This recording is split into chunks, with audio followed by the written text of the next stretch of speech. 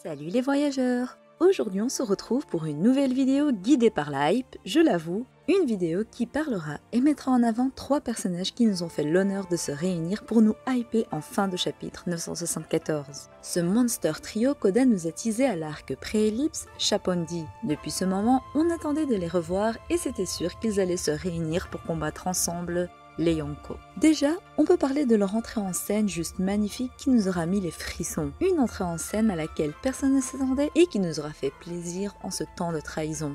Avant de rentrer dans le vif du sujet, toi, cher voyageur qui passe par là, je te vois. Abonne-toi pour faire partie de l'aventure et active la cloche pour être mis au courant des nouvelles vidéos. Et si la vidéo t'a plu, montre-moi la puissance de ton acquis du likement en mettant un gros j'aime. Luffy, Law, Kid, 3 supernovas.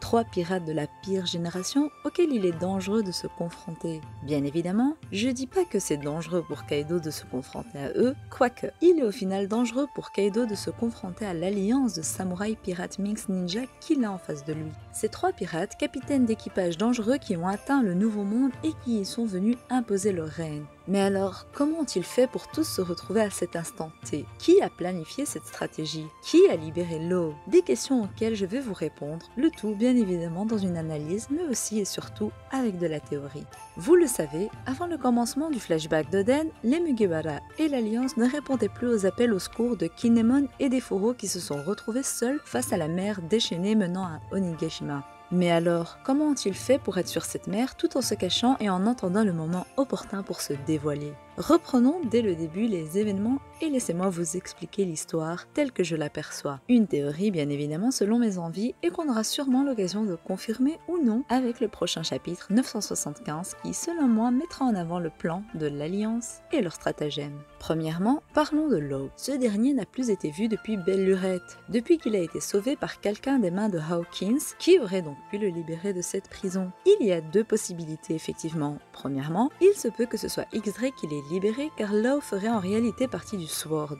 J'ai une vidéo concernant cette théorie et je l'aime pas mal car elle tient la route. Law ferait partie de la marine ou plutôt du Sword comme son mentor, Corazon, qui était un infiltré et qui était à l'époque sous le commandement de Sengoku. Law aurait très bien pu souhaiter donc mettre fin au règne de pirates problématiques comme Doflamingo et Kaido pour commencer, sous une identité qui lui permet de le faire, sous une identité d'un pirate. Car oui, s'il n'avait pas été un pirate et s'il faisait réellement partie de la marine aux yeux de tous, ses actions n'auraient pas été possibles, que ce soit son alliance avec Luffy, la chute de Doflamingo ou encore l'attaque contre Kaido sur Wano Kuni.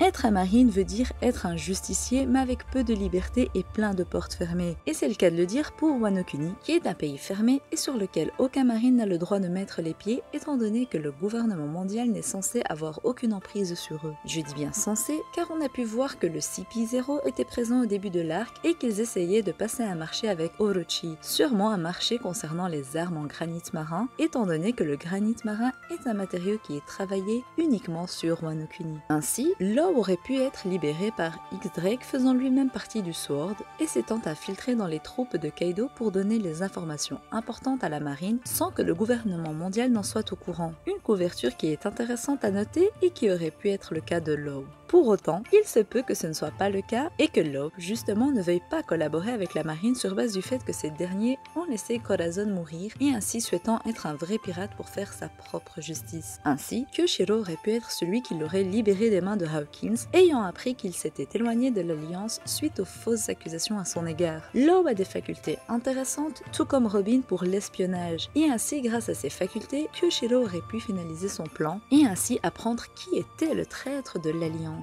Quand l'Alliance s'est séparée pour aller chacun de son côté, il se peut que les Mugiwara n'étaient pas encore au courant de ce nouveau plan et de l'identité du traître. Denjiro savant que le traître était parmi les Furo, il ne fallait pas qu'un samouraï soit au courant de son identité au risque de gâcher le plan prévu. Ainsi, le soir de leur séparation, les Furo se sont dirigés vers le port de Tokage alors que les autres ont changé de port. Et ce serait pour ça que Franky et les charpentiers ont construit des navires pour 100 000 personnes. Ce n'était pas pour accueillir autant de gens d'alliés, mais plutôt pour avoir des navires en réserve, sachant que les navires du port Tokage auraient été détruits. Le port de Tokage sur la carte se trouve dans une région d'Udon, tandis que que le port Habu, le port du premier plan, se trouve juste à côté, à Hakumai. Le Sunny qui était caché dans une côte de curry a bel et bien été bombardé, mais n'a pas dû être fort abîmé étant donné qu'il est fait en bois d'Adam et de plus il a été réparé comme on le lit dans le dernier chapitre. Ainsi, il se peut que tous les navires et samouraïs soient en réalité au bord de la plage de Kuri et qu'ils s'y soient cachés tout en attendant le signal pour leur permettre d'y aller. Kit dit dans le dernier chapitre qu'il y a des tas de samouraïs et de bateaux qui attendent comme des idiots sur le port d'en face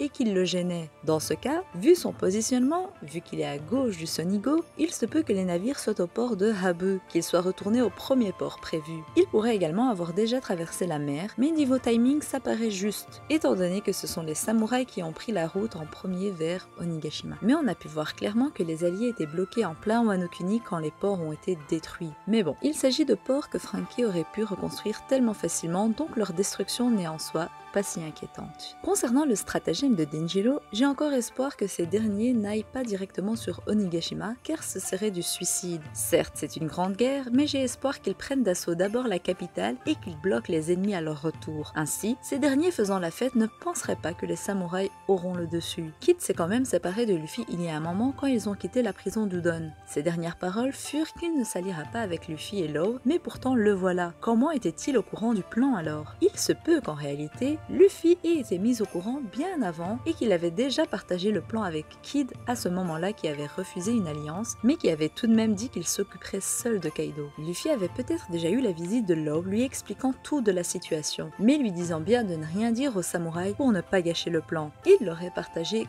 comme Mugiwara, comme Franky par exemple qui a construit les navires en plus, ou comme Robin qui aurait pu espionner le shogun et ses ordres concernant la rébellion. Maintenant que j'ai théorisé sur le pourquoi du comment ils en sont arrivés là, parlons de leur avenir. Kid et Luffy ont une haine envers Kaido et veulent le terrasser. C'est là aussi le but de Law qui est celui à la base de cette alliance avec les Mugiwara. Il y a deux possibilités d'après moi concernant les futurs combats si on oublie pour l'instant Big Mom bien évidemment, qui est vraiment problématique dans l'équation. On pourrait avoir le Monster Trio, Luffy, Law et Kid contre Kaido, car oui je doute fortement que Luffy batte Kaido en 1v1 vu la puissance phénoménale de ce dernier. Même Luffy qui a un potentiel incroyable en termes de power-up ne pourra pas atteindre le niveau de Kaido rien qu'en quelques jours. Il est vrai qu'il nous a montré de nombreuses facultés et un gros potentiel contre Katakuri, mais ce dernier est un Sweet Commander de Big Mom et on parle quand même de Kaido qui est un Yonko et qui est une légende car il a le titre de la créature la plus forte du monde. Alors oui, ce titre tient toujours car nombreux d'entre vous pensent que ce n'est là qu'un mythe suite à son combat contre Oden où il était, en tout cas selon moi, moins fort. Mais 20 ans sont passés et après 7 défaites, il a obtenu ce titre de créature la plus forte du monde en 1v1 étant donné la montée de sa puissance comme c'est le cas de Luffy qui a évolué avec le temps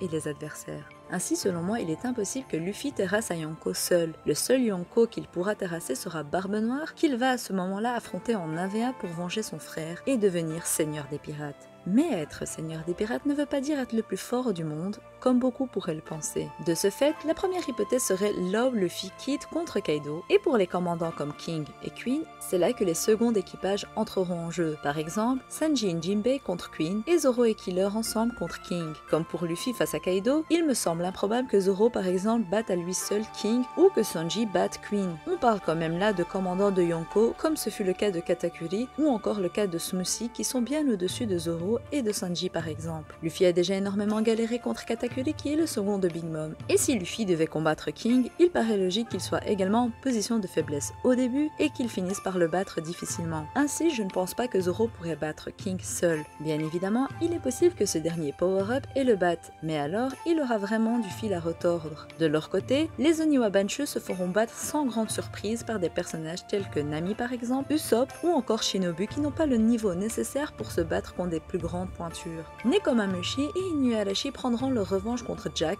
incontestablement. Kinemon vaincra Kanjuro et Denjiro tuera Orochi.